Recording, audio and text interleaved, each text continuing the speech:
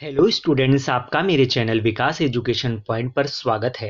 विद्यार्थियों, आज मैं आपको शिक्षा निदेशालय राष्ट्रीय राजधानी क्षेत्र दिल्ली द्वारा दी जाने वाली क्लास 9th के सामाजिक विज्ञान विषय से इतिहास पाठ 3 से कार्यपत्रक की वर्कशीट 81 का अध्ययन करेंगे। विद्यार्थियों, यह कार्यपत्रक 7 फरवरी 2022 की है। आइए अध्ययन करते हैं। आज का हमारा टॉपिक है नाजीवाद और हिटलर का उदय, भाग 6। विद्यार्थियों, अभी तक हमने 5 भाग पढ़ लिए हैं इस चैप्टर के।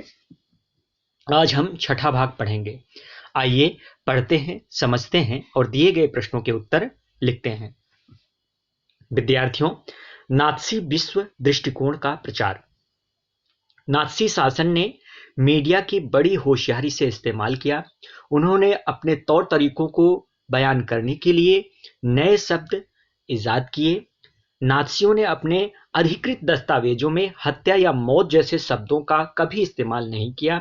सामूहिक हत्याओं को विशेष व्यवहार, अंतिम समाधान यहूदियों के संदर्भ में, यूथनेजिया विकलांगों के लिए, और चयन और संक्रमण मुक्त आदि शब्दों का प्रयोग किया।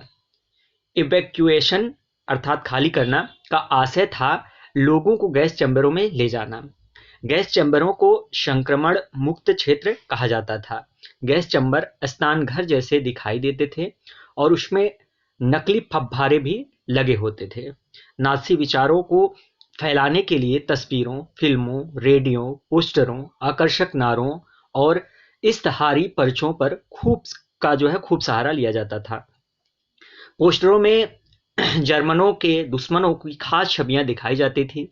उनका मजाक उड़ाया जाता था, उन्हें अपमानित किया जाता था, उन्हें शैतान के रूप में पेश किया जाता था। समाजवादियों और उदारवादियों को कमजोर और पथभ्रष्ट तत्वों के रूप में प्रस्तुत किया जाता था। विद्यार्थियों, उन्हें विदेशी एजेंट कह करके बदनाम किया जाता था।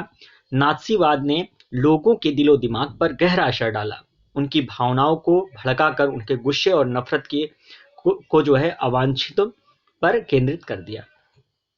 आइए अब हम नात्सी पर आम लोगों की प्रतिक्रिया के बारे में जान लेते हैं। बच्चों, बहुत सारे लोग नात्सी शब्दांबर और धुआंधार प्रचार के शिकार हो गए। वे दुनिया को नात्सी नजरों से देखने लगे और अपनी भावनाओं को नात्सी शब्दावली में ही व्यक्त करने लगे। उन्हें पक्का विश्वास था कि नात्सीवाद ही देश की तरक्की के रास्ते पर ले जाएगा, यही व्यवस्था सबका कल्याण करेगी। लेकिन बहुत सारे लोगों ने नात्सीवाद को जमकर विरोध किया।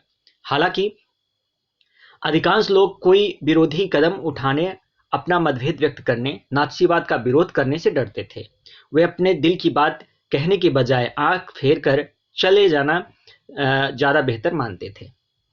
इसके बाद महाध्वंस आता है। बच्चों, इन्हीं सामूहिक कत्लेआम को महाध्वंस या होलोकॉस्ट भी कहा जाता है। जो कुछ हुआ उसकी गवाही घेटों और कैंपों में नारकीय जीवन भोगने वालों के लिए दस्तावेजों आदि को स्पष्ट देखी जा सकती है। उनमें से बहुतों ने डायरिया लिखी, नोटबुक लिखी और दस्तावेजों के संग्रह बनाए। दुनिया में बहुत सारे हिस्सों में स्मृति लेखों, डायरी, साहित्य, वृत्त चित्रों, गीतों, स्मारकों और संग्रहालयों में इस महाध्वंस का इतिहास और स्मृति आज भी जिंदा है। ये सारी चीजें उन लोगों के लिए एक श्रद्धांजलि है जिन्होंने उन कठिन दिनों में भी प्रतिशोध का साहस दिखाया। उन लोगों के लिए भी ये सारी बातें शर्मनाक यादगार हैं जिन्होंने ये जुल्म ढाए, और उनके लिए चेतावनी है जो खामोशी से सब कुछ देखते रहे। तो ये था आज का हमारा वर्कशीट। आइए अब हम प्रश्नों के उत्तर करते हैं। पहला प्रश्न है, हिटलर ने नास्ती विश्व दृष्टिकोण को जर्मनी पर किस प्रकार आकर्षक बनाया? तो इसका आंसर लिखेंगे, हिटलर ने नात्सी विश्व दृष्टिकोण को आकर्षित बनाने के लिए निम्नलिखित कार्य किया।